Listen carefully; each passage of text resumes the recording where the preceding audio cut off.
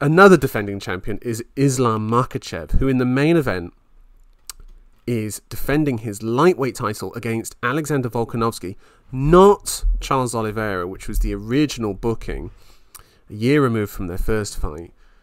Alexander Volkanovski steps in on 11 days' notice as Charles Oliveira was injured in training in the last round of sparring before he flew off to Abu Dhabi. Massive gash on his eyebrow.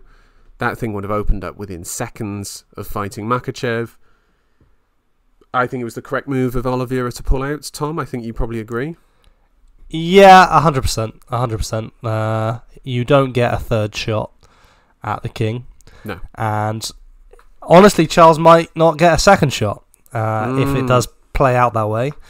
How devastated were you, Joe, when you found this out, that Charles wouldn't be making it out there? Pretty devastated. Pretty devastated, to be honest. I know that you're not as devastated because of your love of Volkanovski and of the first fight earlier this year between Makhachev and Volkanovski. That's certainly true, but I kind of want to look at it in two ways. First of all, yeah, the loss of Oliveira, and then second of all, the addition of Volkanovski. First, the loss of Oliveira. Yeah, I wasn't so deeply into that fight because of how convincing Makhachev was first time round, and just one fight since then for Oliveira, where he did turn back a very strong contender in Dariush, but still not enough to make me think, oh, maybe you can do something different against Makhachev. I know he argued that it was an off night, but I think that's why I wasn't so... They always make that argument, though. Yeah, right. There's always... I mean, these guys have so many issues going into every fight that if you lose one, you know, they can pull 10 reasons why it happened. Yeah, exactly. And by the way, potentially real reasons. I mean, they have to overcome so much. It's unbelievable. It's just... there's a superhuman sport. Now, at the moment that that fight had fallen through, how many bigger matchups are there? How many upgrades to Charles Oliveira in Abu Dhabi for Makhachev are there? Well, one, and it's Volkanovski. Like that. Unbelievable. Yeah. I mean, unbelievable Volkanovski's doing this, and I think you probably have the same issue that I have with this, which is I wish he had a full camp and not the 12 days. I know that they can make arguments of like, we're not overwhelmed by the fight at this point, we're not so deep in it, and we can come into it with a freshness, but this is a Volkanovski coming off surgery who, you know, he said he's been training... On his elbow, is that right? It was on his elbow. Admittedly, it didn't sound like a massive surgery. I think it was just to... I think he had a couple he had like a chipped bone in there that was kind of floating in there. I think that was the main issue. No problem. No problem, mate. No problem. It's just an injury. You know, that's the thing with Volkanovski, is that, you know, it's not great circumstances. It's, you know, not probably the way he wanted to get this fight. But it's sport. It's an opportunity. And he's got that Australian mentality of like, well, it's a fight, mate. You know, I've got to go out there. Got to compete. You know, it's like, how many times have Australia turned up to England with a subpar team and they whoop us in the Ashes? How many? It happens all the time. Happens all the time. They've just got this sporting mentality that is just, you know, they're not there to just take part. They're there to win. They're there to compete. And that is Volkanovski's mindset. Now, Tom, the main framing of this fight is obviously the first fight earlier this year in February. We have both rewatched it this week. First off, how many times have you watched that fight now in totality? I believe this is the third time now. Third time for me. Yeah. As well. Right. How much has your scoring changed from the first time you watched it? Well, I believe first time I watched it, you'd have to refresh me how I scored it, because I can talk more about the impression it left upon me from that first time. We both scored it for Volkanovski. Yeah, right? That's wild. That is wild, isn't it? That is wild. I felt like I had scored it for Volkanovski, but you had gone 3-2 Makhachev. What I can speak more strongly to is the feeling I left the fight with. Yes. And the feeling I left the first fight with was that Volkanovski had overcome incredible odds to put on a neck-and-neck display against this all-conquering Dagestani wrestler in the mold of Khabib, who no one else has been able to stand in there with. Not only did he stand in there with him, but he left him battered and bruised, especially after the fifth. And I think, for me, that fifth round, it is a bigger round for me. It like, if you get beaten up, for 3 rounds, have a neutral 4th round, and then just whoop the guy in the 5th, leave him panting and bloodied on the floor, and then the fight is stopped by judges, you know, by the rules of the sport, morally, you know. No, I don't know. I'm not having that, because the first round ended with Makhachev. Joe, let me be clear. I'm not saying that's what happened. No. I'm saying, like, if you win the 5th round... Oh, sorry, yes. It leaves something in the memory, no? It does, yeah. It does mean more. There is a victory to be had in winning that 5th round. There's a moral victory, and that was kind of my rewatching it this week, where I'm like, I get why I gave it to Volkanovski the first time, which is, I just didn't expect it. I didn't expect a performance to be that close, to be honest. I didn't expect Volkanovski. I didn't expect Makhachev to have to win it by each round by a couple inches. Do you know what I mean? Like, he only just got ahead of him in the rounds, but he made sure he was ahead of him. Do you know what I mean? Let's just clarify that then for the listeners. The first round is obviously a Makhachev round. Yes, definitely. The second round is debatable. No, that's a Makhachev round for me. Okay. Round 3 is the debatable one. And even that, I kind of lean to Makhachev as well. Round 4 was Makhachev, and then round 5 was Volkanovski. That's how I had it on this viewing. Okay, all right. You have such compulsion behind what you're saying there. Yeah.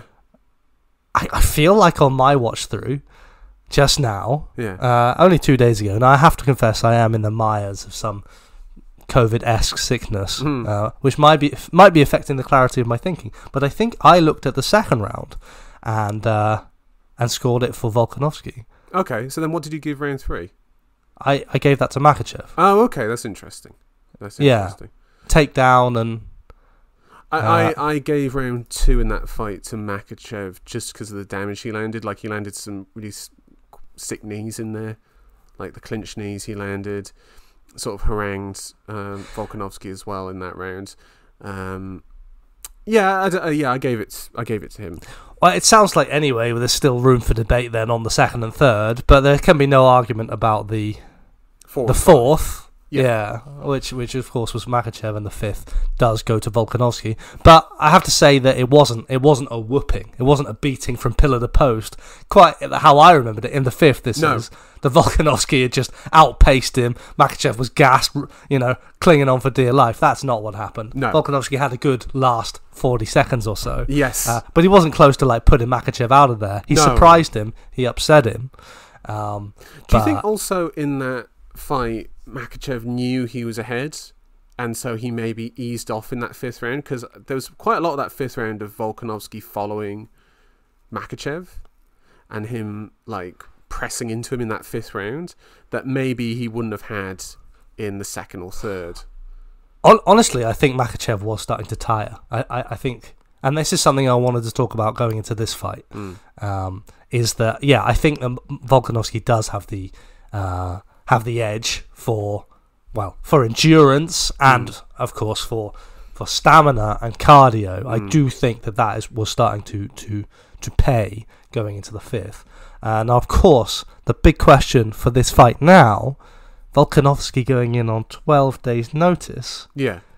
It's hard to imagine he's ready for 5 rounds at that level of intensity. So, and what I want to say by that is where he can outpace Makhachev and tire him and kind of beat him in those later rounds convincingly. If he goes out at a furious pace, is it a weapon for him that he can utilise here, which he didn't fully exploit in the first fight? Maybe. I mean, when I was rewatching the first fight, there were a few things that really impressed me about Volkanovski that I think will carry over into this one. So, do you remember in the first round when he sort of stung Makhachev with that left hand?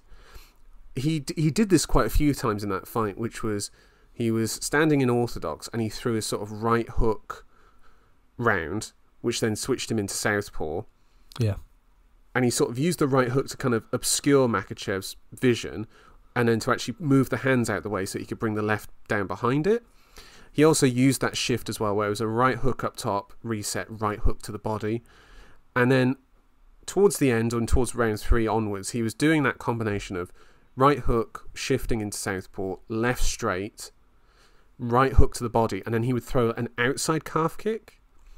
And do you know what, actually? I think what was interesting for me in this fight was that the small amount of calf kicks Volkanovski threw in that fight, and the fact that he mostly threw them at the end of a combination. Joe, I would describe it as a headhunting performance. Yes. from Volkanovski. No, very minimal work to the body. Also, yeah. That has to change in this one. That has to change. Yeah. That has to change in this one. So my angle there, it was that with more body work and greater cardio, which is what we saw in the first. If it's the same, if Volkanovski does still have that advantage in cardio, he goes out at a more furious pace, which is what he's promising to do, and he can sustain it, adding in more body work. I do think that's a way that potentially he could crack Makhachev later on. Undoubtedly, and I actually do think that is probably the game plan. But go on. Hold on, 12 days notice, Joe. I don't know, man. I've got this image of Volkan. I just think he's kind of a bit of a freak athlete. Do you know what I mean? Like, I think he's just one of these endless cardio guys, you know, who is conditioned for championship fights. He's only had championship fights since 2019, you know, and hard 5-round affairs against Max Holloway, where he has to fight at a high pace. Brian Ortega, where he spiked his output in the 3rd round and then maintained and then brought it back down, but still maintained such a high enough level that he was still easily outpacing Ortega. Yair, he just blew out the water. I hope that's the case. I really hope that's the case. But there have been people out there talking about, you know, what Volk looks like, what he weighed when he got this call. And Volk has been very clear. If it was a featherweight fight, he wouldn't have accepted it. He couldn't have made the weight. And I have to imagine that that's going to bleak your ability to go 5 rounds with the greatest lightweight on the planet. But he knows, though, that if he loses this fight, he's not going to get a 3rd shot at Makhachev, is he? It's hard to imagine that scenario, yeah. But that doesn't... okay. So you're saying that he wouldn't take it if his cardio wasn't as good as it always is? Yes, and he doesn't think that he can implement that game plan. Because the game plan that he's hinted at in his interviews this week is more that he's going to go out there and just blow Makhachev away. Full aggression, less respect early on. Just get after him. Can't wait. I mean, he said it's going to be a hell of a fight because he's going to go after him. He's going to take what he feels like he learnt in that 5th round, and run Makhachev down. I think that's... so not a 5-round attritional war. So he thinks he'll get him out of there? Yeah. I mean, I don't foresee that happening. I think that'd be very impressive on 12 days' notice. But he's kind of saying that that's his only way to win the fight. Like I disagree. I was getting like a slight impression that that's what he was. Maybe it's mind games. Maybe that's just what he wants to put out there. But that because it's 12 days' notice, he doesn't have the same tools, and so he's fully committed to one path, which is just blowing Makhachev away quite early. I could see that happening, or that being his approach. I'm not saying that being the end result. You know, from the first fight, obviously he had the full camp, but the thing that I got from it was that at no point, other than he had the moment at the end of the 1st round where Makhachev got on his back, and he got the 4th round where Makhachev was on his back. But at no other point, and even when Makhachev was on his back in the 4th, at no point was Volkanovski settling. Everything was like hard for Makhachev. Everything was difficult for him. And if you look at when he got him in the 1st round, when he got to the back, they were up against the cage. He had the body lock from the back, and what he wanted was he had his left leg around Volkanovski, and he was trying to squeeze his right leg through to the fence so that he could get it round him and drag him down and get to the back from there and get the backpack position. Volkanovski, what he did was he allowed him that space. In the 2nd round, Makhachev got to a similar position, and in the 3rd round as well, where he got to the back, but Volkanovski, he pressed his hip up against the fence and then turned his sort of back flat against the fence, which denied the back take from there. And Makhachev didn't get to the back again from his traditional fence sort of riding position for the rest of that fight. Volkanovski, in the middle of that fight, adjusted so that wouldn't happen.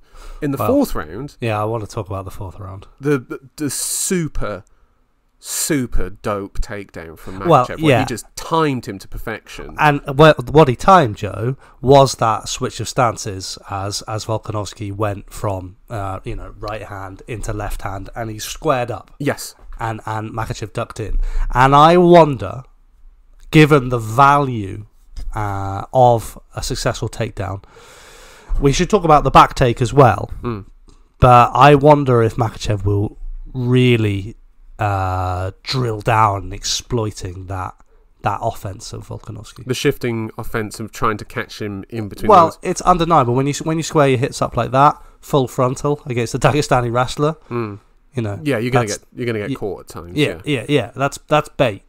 That's bait. Yeah, I mean, I wonder then if Volkanovski then knows that that's bait and will then throw something linear up the middle, like a knee or an uppercut to put him off. Well, actually, Makhachev did try the same thing in round 5. Yes. And Volk caught him coming in. I believe he caught him with a kind of counter left hook. Yes. As Makhachev's ducking down. Cuffed him around the head. Yeah. And then immediately Makhachev went to his back and Volkanovski was in his guard for those last 40 seconds where he was sort of like ground and pounding him from there. Not like severely, body head sort of combos, but then he started to posture up and but he put the pace on him in that 5th and with those like last 45 seconds or so. I think also what was interesting as well when rewatching that first fight is I forgot how much Volkanovski engaged in grappling with him. Like he was constantly like throwing him off up against the cage. Like he would there were points where he had Makhachev pressed up against the cage with an underhook, and then he sort of like took his leg and reaped Makhachev's leg up as if he was like trying to take him down, obviously knowing that he couldn't, or probably unlikely to, which then resulted in Makhachev then repositioning himself, and as he came back and repositioned, Volkanovski letting go and then throwing a combination at the end of that. That was really smart from Volkanovski. Really good point scoring moments to keep the guy pressed up against the cage as you're striking. You don't give him the movement or the space to move out of there. Because again, we talk about this fight and we talk about this rematch, and the framework is the first fight. Because I wonder also if both of these two kind of feel like they've got each other's timing down already from that first fight. Like, I wonder if they're going to change anything massively about it. Oh, I think Makhachev's not happy with that first fight, and I think so? Volkanovski's ecstatic with it. I don't think so. I don't think Volkanovski's happy with that. I don't think so. I think if he wasn't happy with that, he wouldn't take this fight on 2 weeks, on 12 days notice. Really? Yeah. So because I think that suggests to me that he doesn't think he needs a full camp because he's already so close. Okay.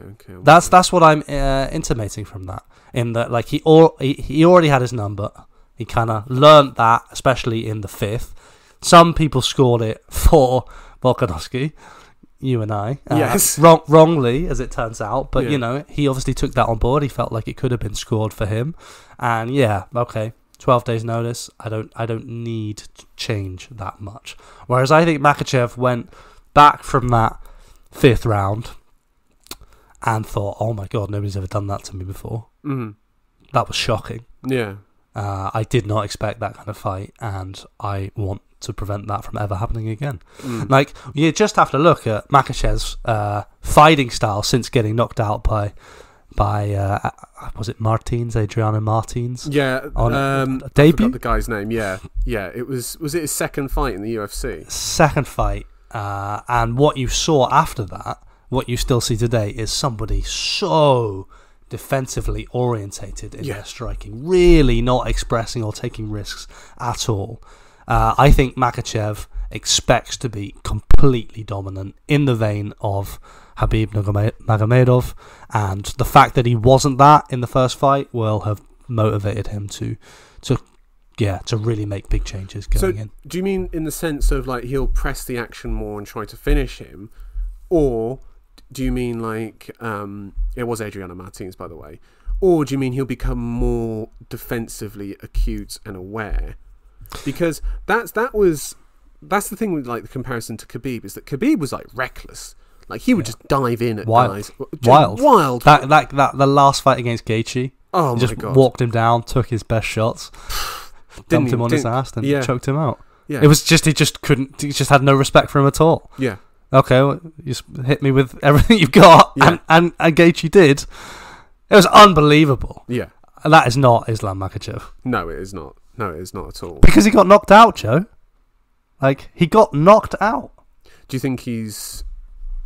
I think that must be terrifying. Do you think now also, because I remember when we talked about this the first time, I think you gave Volkanovski, you thought Makhachev would win by decision. Do you think that there's a chance Makhachev could finish him this time?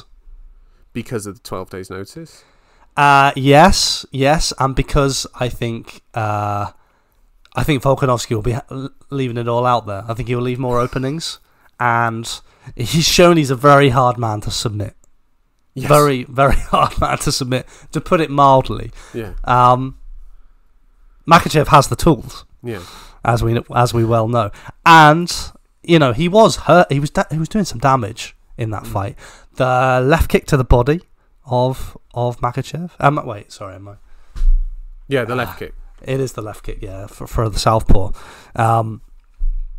He was ripping that hard. Those knees, you already referenced them. The crunching left hand that he has. Like, he actually does have tools to do some serious damage. Yeah. And I think if Volkanovski gets reckless, if he really thinks that that's what he can take away from the fifth fight, is that he doesn't need to respect Makhachev as much, then I think there is a space there that Volkanovski could get finished.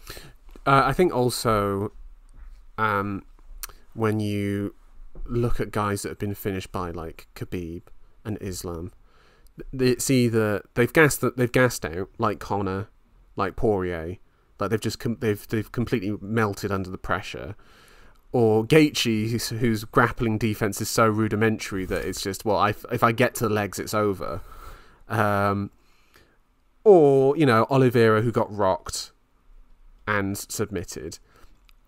Volkanovski has been rocked multiple times in the UFC. There is a chance of that happening. Just because it didn't happen in the first fight doesn't mean it can't happen He now. did get dropped, though.